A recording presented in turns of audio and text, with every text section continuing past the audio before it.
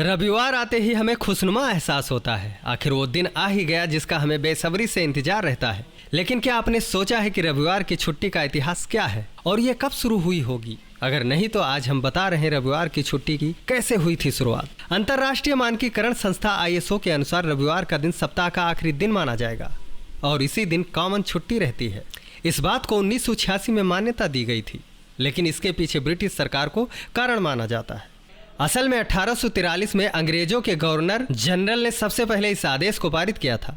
Britain में सबसे पहले स्कूल के बच्चों को रविवार की छुट्टी देने का प्रस्ताव दिया गया था। इसके पीछे कारण दिया गया था कि बच्चे घर पर रहकर कुछ क्रिएटिव काम करें। अंग्रेजों के शासनकाल में भारत में बड़ा मजदूर वर्ग 7 दिन काम करते थे। इन मजदूरों की हालत बिगड़ती ही जा रही थी। इतना ही नहीं, इन्हें खाना खाने के लिए लंच का समय भी नहीं दिया जाता था। इसके बाद करीब 1857 ईस्वी में मजदूरों के नेता मेघाजी लोखंडे ने मजदूरों के हक में आवाज उठाई थी। उन्होंने ये तर्क दिया था कि सप्ताह में एक दिन ऐसा होना चाहिए जब मजदूर आराम करने के साथ साथ खुद को वक्त दे सके।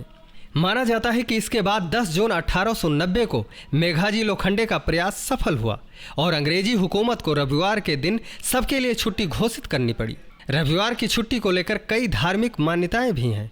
हिंदू धर्म के हिसाब से हफ्ते की शुरुआत सूर्य के दिन यानी रविवार से मानी जाती है। वहीं अंग्रेजों की मान्यता है कि ईश्वर ने सिर्फ 6 दिन ही बनाए थे, इसी वजह से 7वां दिन आराम का होता है। ज्यादातर मुस्लिम देशों में शुक्रवार को इबादत का दिन माना जाता है।